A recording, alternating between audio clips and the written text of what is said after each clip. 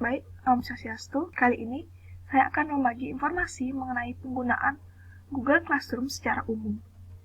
Yang pertama adalah jika kita sebagai tenaga pendidik atau sebagai guru. Cara menggunakannya seperti biasa, kita buka aplikasi atau dalam web Google Classroom yang tampilannya seperti ini. Lalu kita bisa mengklik kelasnya. Nah, dalam keadaan seperti ini, kita bisa share something atau membagikan sesuatu atau membagikan tugas atau materi kepada siswa untuk melaksanakan pembelajaran. Misalnya, pertama, sebagai tenaga pendidik, kita biasanya memulai kelas dengan memberikan materi kepada siswa. Kita akan mencoba untuk membagikan materi kepada siswa. Add.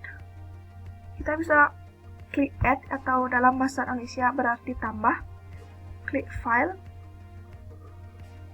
Kita bisa mencari file yang berada di dalam PC atau laptop kita dengan cara klik select file from your device.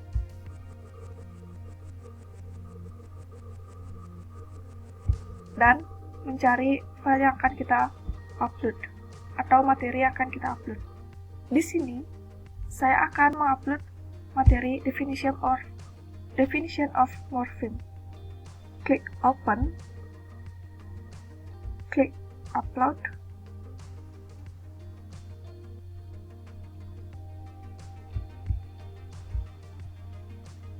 Oke, pada kolom ini kita bisa memberikan deskripsi mengenai materi tersebut.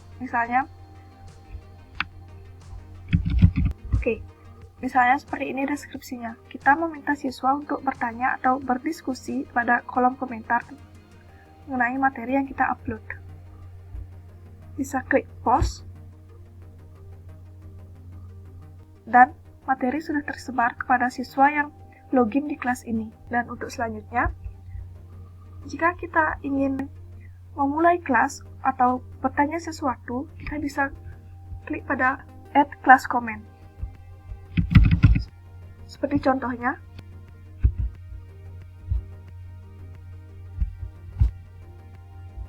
seperti ini. Dan jika ada pertanyaan, siswa dapat membalasnya dengan add class comment, dan kita bisa saling menjawab pertanyaan satu sama lain. Secara teknis, penggunaannya seperti itu.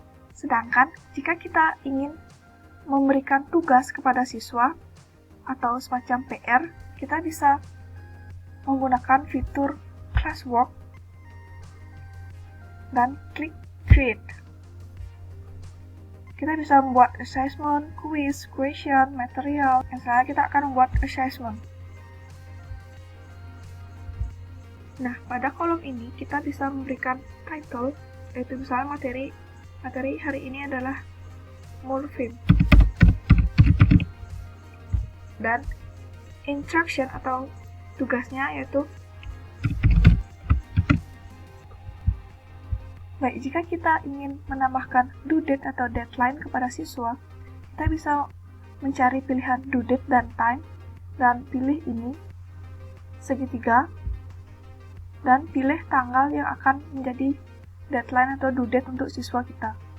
Misalnya pada tanggal 6. Dan untuk jam bisa kita atur, misalnya jam 11.59 PM. Setelah itu, klik size.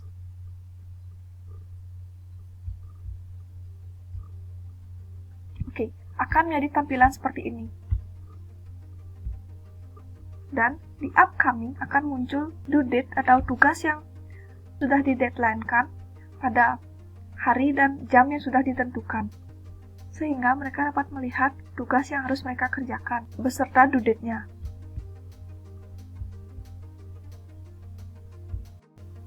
Nah, selanjutnya kita juga bisa melakukan video call dengan siswa melalui Google Classroom.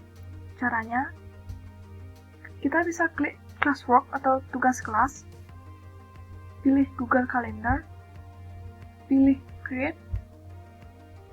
Nah, di sini kita bisa membuat jadwal pertemuan dengan siswa. Nah, di sini kita bisa mengadakan pertemuan dengan siswa, misalnya event atau reminder task.